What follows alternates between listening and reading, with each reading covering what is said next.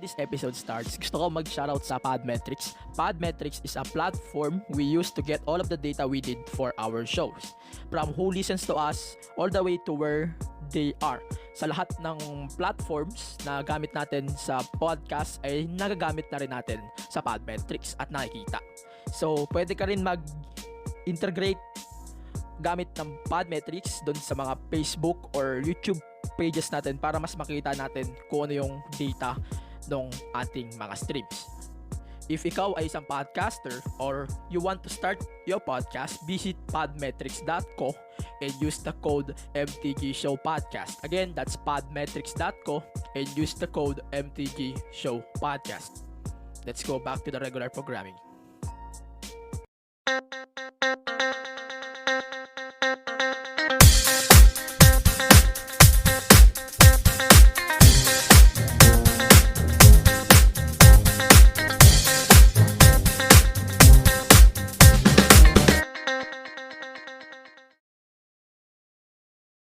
Proud member, Philippine Podcast Directory.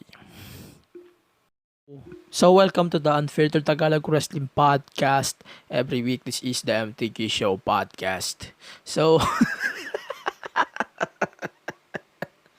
ayan, unang bago ako magtuloy-tuloy sa episode ko ngayong araw, gusto ko mag-shoutout sa Wrestling Podcast.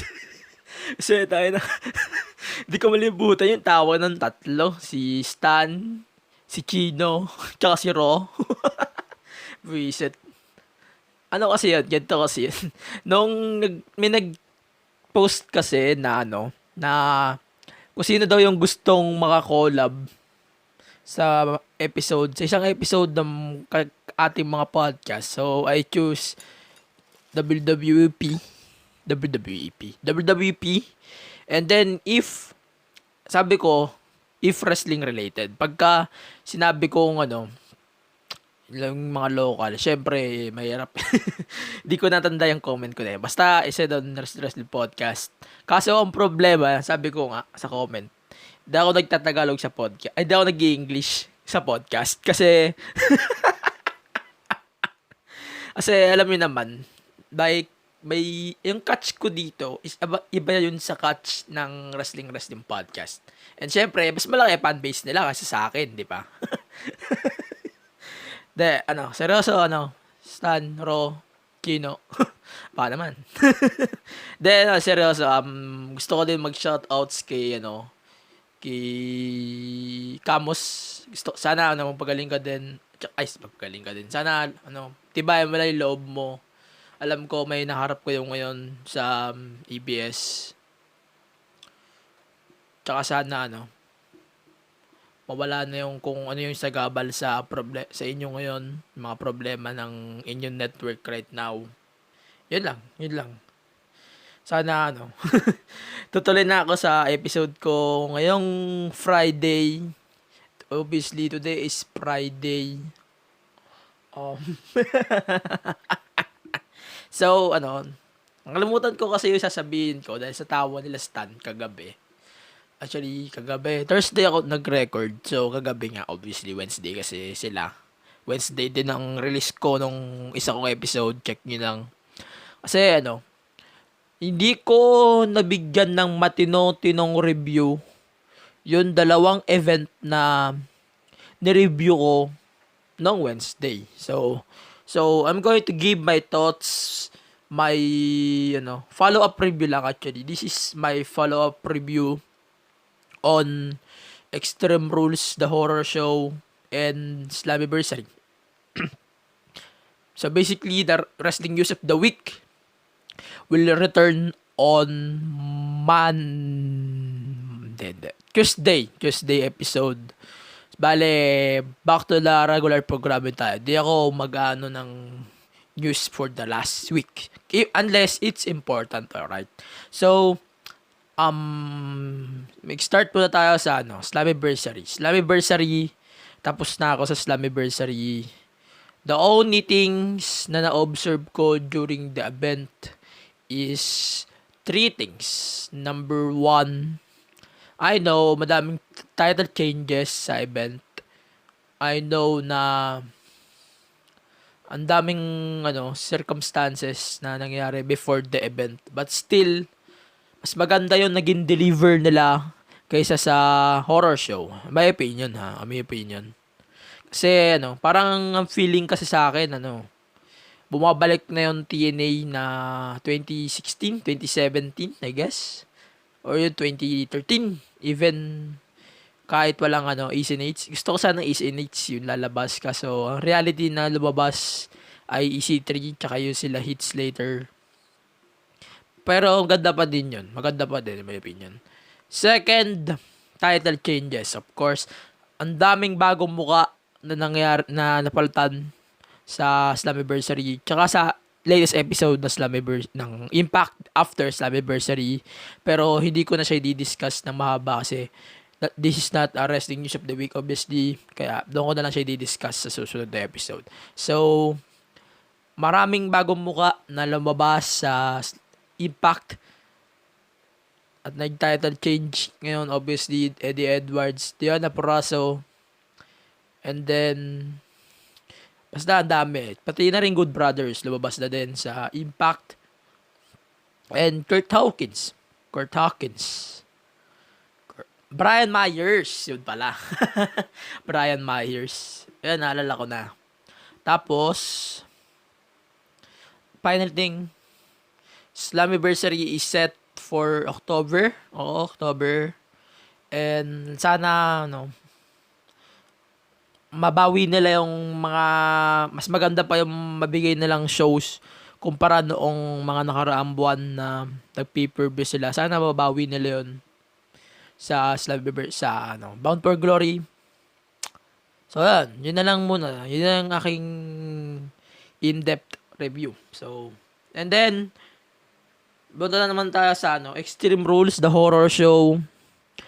Madami akong pinuna sa Extreme Rules kasi isa na doon dahil hindi na sobrang extreme itong pay-per-view na to. Sinabi ko din sa review na dapat i-retiro na rin tong pay-per-view kasi nawawala every year yung essence ng pay-per-view.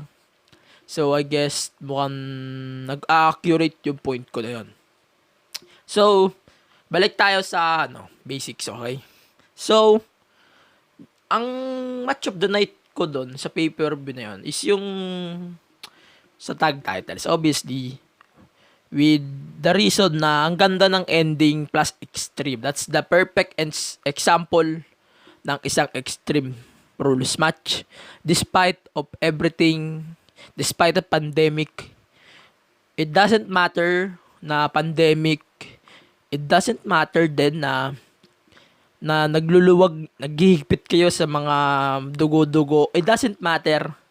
Kasi TV14 ang event nyo noong Sunday. Kaya sana hindi nyo ganyan, hindi nyo inisip yung ruling na yan. Kahit may duguan man lang, ayos na yun. Kaso wala hindi talaga TV13 talaga to, PG.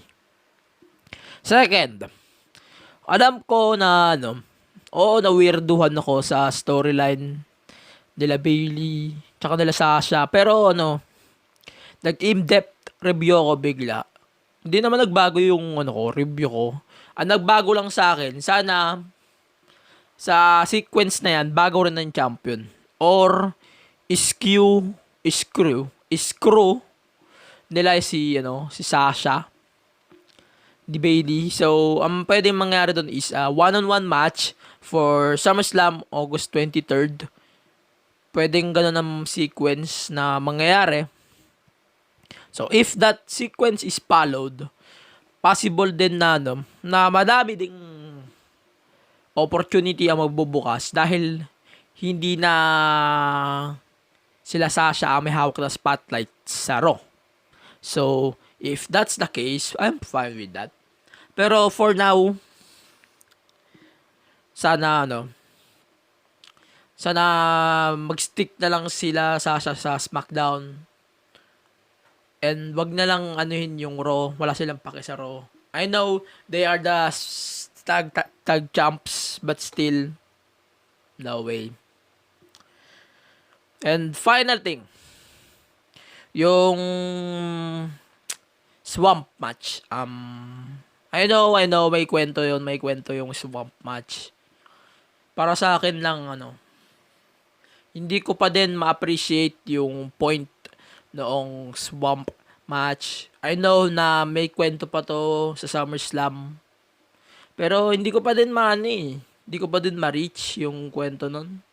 Siguro malalaman natin pag nagkaroon ng build-up for SummerSlam. Yeah, ganun. Parang hindi ko pa rin siya makuha. Pero if I'm going to pick between Firefly and this thing, I'm going to pick Firefly, Funhouse, any time of the day. Kasi ang ganda ng mind games doon sa Firefly Funhouse match. Ayun, singit ko na din to, WWE Championship. According sa Raw, hindi pa tapos ang feud. Excuse. Hindi pa tapos ang feud, obviously. And mukhang may SummerSlam match pa tong dalawa. Also, eye for an eye. Ano kaya ang outcome ni Rey Mysterio? Sana maganda outcome. So, yan. Basically, di naman nagbago review ko sa Slammiversary at saka sa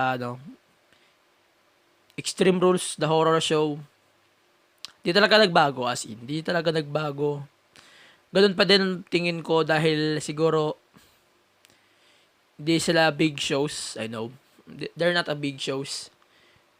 Pero ganun na nga ang siste. So, the next pay-per-view for WWE is SummerSlam and TakeOver 30. Tapos sa AEW All Out.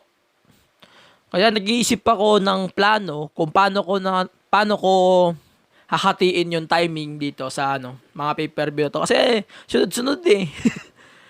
Nag-set pa ako ng calendar for these things. Kaya gagawa na lang ako ng announcements just in case na marami akong babaguhin sa programming. Baka mag-drop na ako ng segment muna and then magre-return na lang yon sa susunod na pag nag-repackage na ulit ako. So, yeah, basically that's it for today's episode. Siguro last thing, future na lang ng podcast. So, Tuesday, Wrestling News of the Week, obviously, plus kung ano yung mga napanood ko sa NXT, at saka AEW.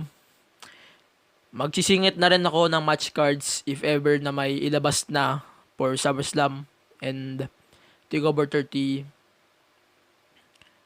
Kung may sisingit din ako na sa All Out, singit na din natin. Tapos ang sure tentative date ng release sa ating TakeOver tsaka SummerSlam predictions ay August 20. That's the tentative date ng labas ng acting predictions. And then sa review naman, ewan ko kung anong plano, basta ang plan gusto ko sana if ever pagsama-samahin ko na lang ang TakeOver, ang SummerSlam, at ang All Out, and then I'm going to take a 2-week break. And then, bang! That's it. That's it for the season 1. Actually, hindi siya seasonal kasi. Hindi ko siya gagawin seasonal. Pero I'm going to take a 2-week break after the SummerSlam week and the All Out week. So, yun na lang. Yun na lang siguro muna. Salamat din sa PHC, sa HXC Wrestling Groups, sa WWE PHC, sa TAP, sa One Sports. Ayan, kahit sino pa i-shoutout ko dyan. Diyos ko po, Ginoo. Tsaka sa lahat ng sumusuporta din sa podcast. Ayan, shoutouts din pala sa Wrestling Podcast na walang sawan nag-name drop sa akin. Doon sa umpisa ng episode nila. Sana kasama pa din niya. Feeling ko hindi nila isasama yung name drop sa akin doon sa Spotify only episode nila. So, pakinggan nyo na lang sa Facebook yung episode. Yan yung sa Ichi Worms. Oo, sa Ichi Worms. Tsaka yung kay Road to Batista na rin pala nila. So, abangan nyo yung Road to Batista. Ayan. If you want to be part of the podcast, follow the podcast on Facebook, facebook.com/the MTG Show Podcast, Twitter, Instagram, the MTG Show Pod, and then follow the podcast on Spotify, Google Podcast, Anchor Podcast, Google Podcast, and kahit saan pang maabot ng inyo pong mga podcast players. So, that's it. Siguro pag may timing na ako sa video, magre-release na ako sa YouTube. Abangan nyo na lang yan. Marami pa akong kinakapa dito sa podcast. Di pa ako master sa podcast. Unlike Stancy. Dahil seryoso. Thank you, Stan. Saan na yun? Shoutout na yun. So, yun. See you on Tuesday.